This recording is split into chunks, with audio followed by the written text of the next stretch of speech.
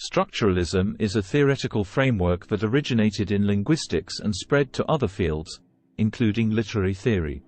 It views language and culture as structured systems made up of interconnected elements that can be analyzed and understood through their relationships to each other. Structuralist literary theory is a type of literary criticism that emerged in the 1960s and 1970s, primarily in France.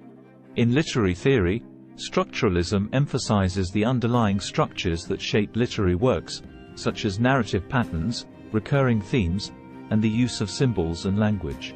Proponents of structuralism argue that these structures are universal and can be studied objectively, leading to a better understanding of the meaning and significance of literary works.